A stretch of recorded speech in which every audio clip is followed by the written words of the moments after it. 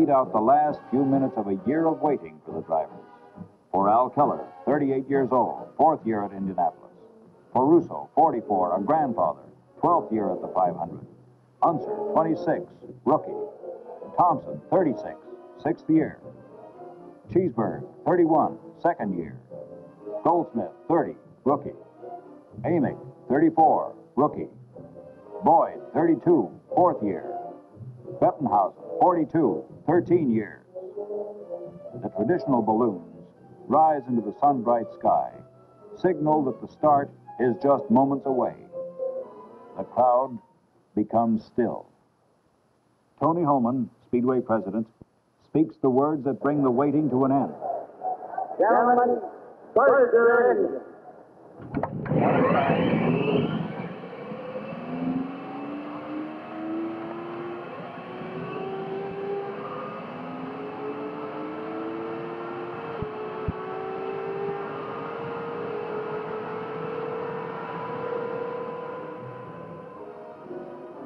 Ready. Ready. Together, you and your crew have planned, adjusted, balanced, tuned for this moment. Suddenly, the time is now. And you are alone again. All crews are signaling they're ready. Tony Holman signals for the pace lap to begin.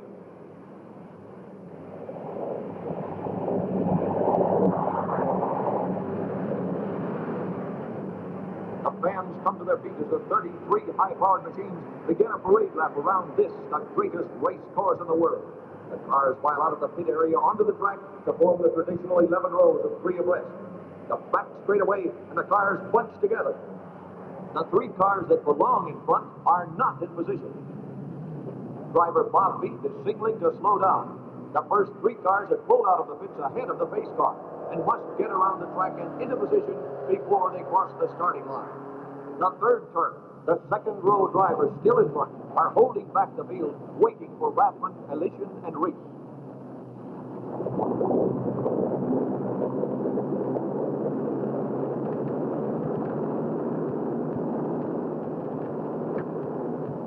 The 4th turn, and the front row cars squeeze around the pack and into their starting places just in time. They're ready for the start. Here they come. And the race is on.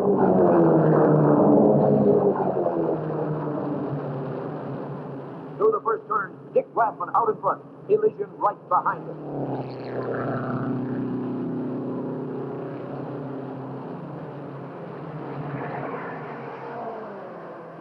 Through the second turn, Elysian cuts below the white line, but Rathman holds him off. Down the back stretch, Elysian is wheel to wheel with Rathman. Going into the 3rd turn, he passes. Look out! Elysian has lost control. Rathman is forced into the wall. Slow motion cameras capture Pat O'Connor hurtling over Jimmy Reese.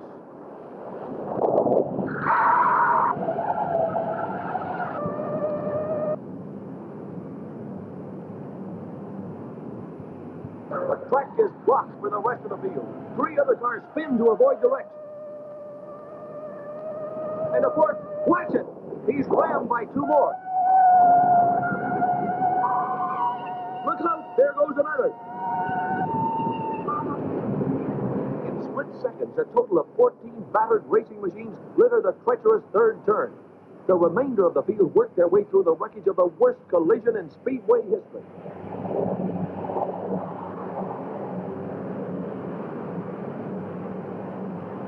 In the pits, mechanics are baffled. Their drivers should have come around long ago. Some of the cars are pushed clear of the track. Others must wait for the tow truck. Paul Russo brings his number 15 Novi Special into the pits under its own power and reports to his crew what has happened on the 3rd turn. The smashed radiator may mean he's out of the race for good. What is left of number 97, Dick Rathman's car, is towed clear of the track. Number 97 is one of 8 cars that were totally wrecked and are out of the race.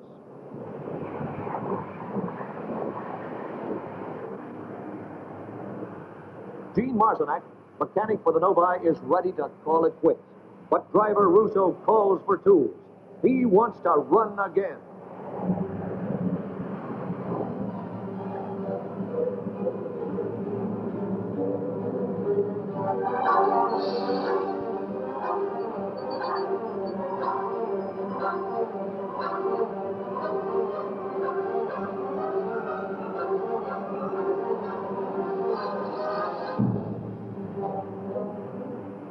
For some, there is still a way back.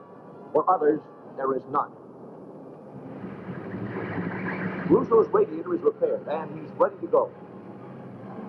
He pulls back into the race in last place without a chance to win, but the determination to go the distance.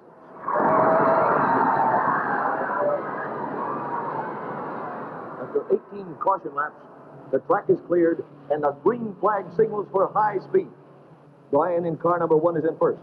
Bettenhausen in number 33 is second. Eddie Sachs is third.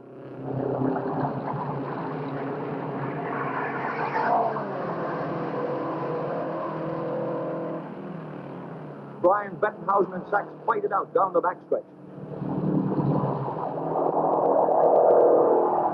Bettenhausen is hauled up on Bryan, and entering the fourth turn, he stands on it and charges into first place.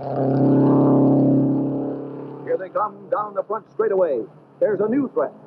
Amick, a rookie in yellow number 99, has taken third. Bettenhausen is pushing the pace to 141 miles per hour. As the leaders battle their way around the oval, Bryan's crew waits. Can their car run in front? Only Bryan has the answer. Out of the fourth turn, Bryan jolts the throttle of his Milan Special and passes Bettenhausen on the outside. Rookie Amick comes up fast on the inside, passes Bettenhausen, and makes his bid for first. Bryan, riding high in the groove, dips down to hold the lead.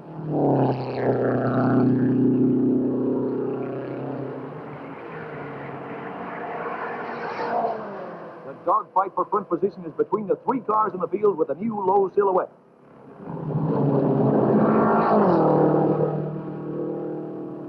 Coming onto the main straight, it's Amick out in front.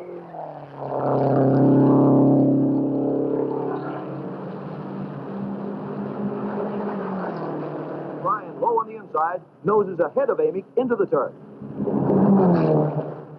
But Amick, riding faster in the groove, comes into the second turn on top.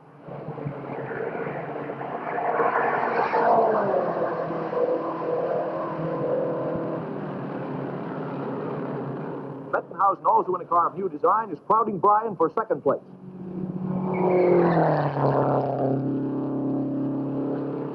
Bryan and Bettenhausen charge down the main straightaway inches apart. But where's Amick?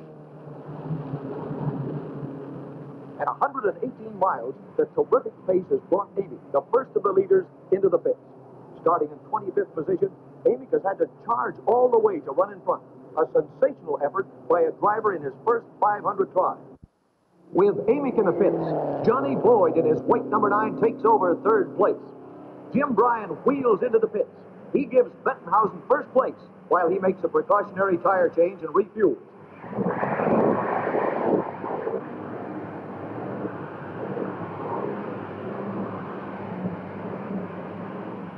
Bettenhausen is driving hard to widen the gap. Bryan wants to get out and go.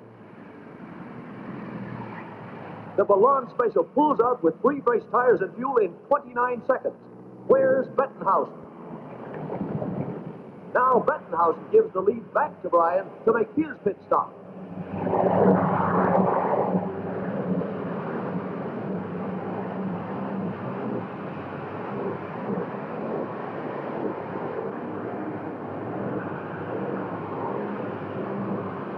Bryan rockets off the fourth turn and heads for the main straightaway. 40 seconds.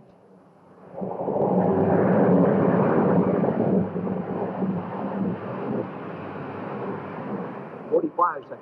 And Bettenhausen finally gets away. Can he get back on the track before Bryan comes around? As he guns out of the pits, Bryan roars by to hold first place.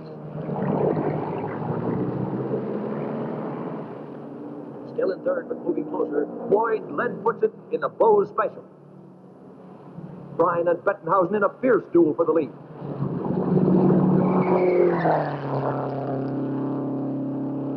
Foyt now only seconds behind.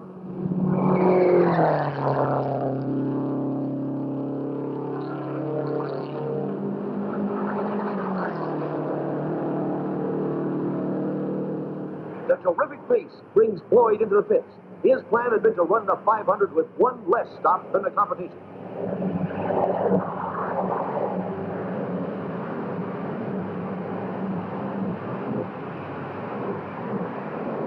Bryan and Bettenhausen blister the track, and precious seconds tick away for both.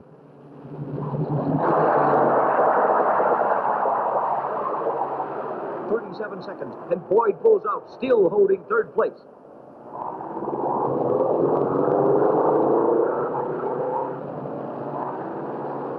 He has a job to do to catch the front runners. Bryan and Bettenhausen on the back stretch now. Bryan still in front, with Bettenhausen glued to his tail. There they go. These are the lonely miles after the first pit stop. 125 miles down, 375 to go. The fans settle back to watch the hours take their toll. It's just a matter of time. This is the test. The challenge of nerve and stamina.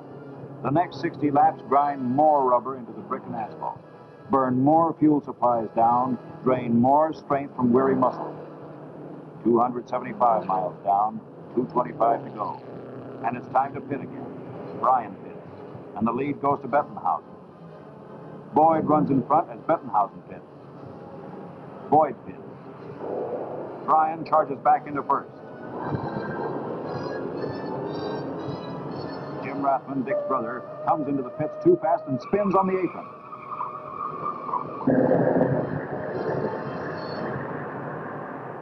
He decides to go around again. Boyd comes into second. Amick into third. Down the straightaway, 180 miles an hour. Then turn left at 135. Again and again. Folded into a cockpit 4 inches from the ground. Swallowing the heat and roar of your engine. The sensation of speed blurs in the rhythm of pounding wheels on asphalt and brick. The fans don't mind the heat or the sound. Only the men out there know how lonely a world can be crowded with 200,000 people.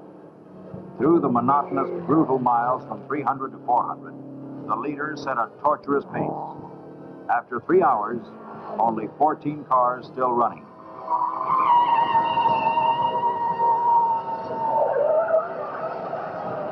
Bob Christie and Mike McGill lose control. 12 cars now. The leaders pit for the last time. Less than 2 minutes separate the first 4 positions. The last laps unwind. Crew members lean over the pit wall to watch and worry. Al Keller in the Fardall Special pits. For brief moments, the crew takes over. The driver's job to keep the engine running and to wait. Only 5 men over the pit wall, 1 for each wheel and 1 to wrestle the fuel hose. This is all you can do and stay in the race. You can't add oil according to the rules, and if you lift the hood to make a repair, you haven't got a chance.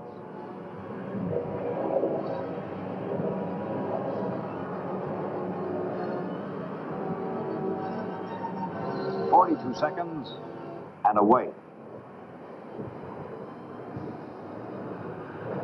There's a fire in the pits.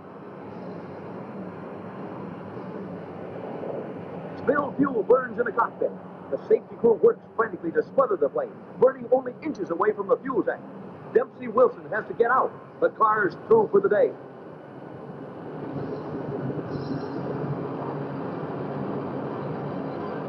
Only 2 more laps to go. Jimmy Bryan is still holding on to first place. Amick, only 30 seconds behind, is turning his fastest laps in the race. Foyt is 12 seconds behind him.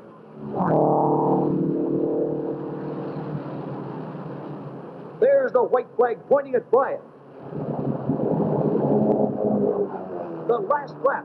Only 1 more lap to go.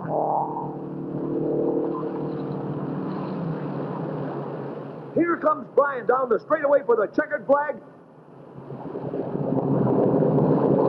And he wins the 42nd Indianapolis 500. Rookie Amick finishes second. Johnny Boyd finishes third.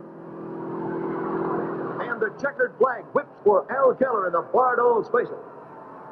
Jimmy Bryan wheels his beloved AP Special down the pit area, heading for victory. The crowd stands and cheers the man who, numbed by heat and fatigue, deafened by the roar of his engine, his face bitten by wind and dirt, went on to win the toughest 500 ever in 3 hours and 44 minutes. Jimmy Bryan started in 7th place in his 7th year at the 500 to take first place, matching the big number 1 on his car. The second man in history to combine the national championship title and a 500 victory in the same year. Jimmy Bryan has won $105,000, his part of $305,000, the biggest purse in 500 history. This is a dream come true.